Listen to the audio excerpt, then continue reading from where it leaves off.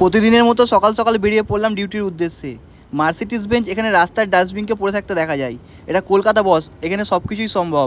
গুটি গুটি পায়ে হাঁটতে হাঁটতে চলে আসলাম রেস্টুরেন্টে। ইউনিফর্ম পরে রেডি হয়ে ওপরে এসে ফার্স্টে করে নিলাম লাঞ্চ। এরপর চলে গেলাম পিডিআরে। এখানে ঋত্বিকদা আমাকে বেস্ট এমপ্লয়ি অফ দ্য মান্থের ট্রফিটা দিচ্ছিল। দেন আমি টেবিল সেট আপ করতে লেগে পড়লাম।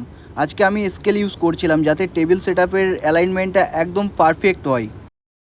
এদিকে বাবুদা ককটেলের গার্নিশটা ঠিক করছে ফটোশ্যুট করবে বলে। বারের সামনে এসে দেখি সোহম এখানে গোলাপের পাপড়িগুলো ছিঁড়ছে ডিহাইড্রেট করবে বলে, আর সোমনাথদা এখানে ইন্ডাকশনটা রিপেয়ার করছে। কাজের খুব একটা বেশি চাপ ছিল না, তাই আমিও দাঁড়িয়ে দাঁড়িয়ে কিছু ন্যাপকিন ফোল্ডিং করে নিলাম। এরপর শুরু হয়ে গেল আমাদের ট্রেনিং ক্লাস।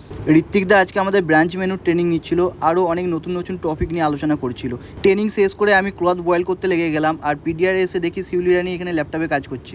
রিসেপশন দিয়ে একটু ঘুরে এসে দেখি সৌরভ বারে দাঁড়িয়ে দাঁড়িয়ে পাতা ছিঁড়ছে, আর সাদ্দা গোলাপে আগুন জ্বালিয়ে ওটার উপর এক্সপেরিমেন্ট করছে।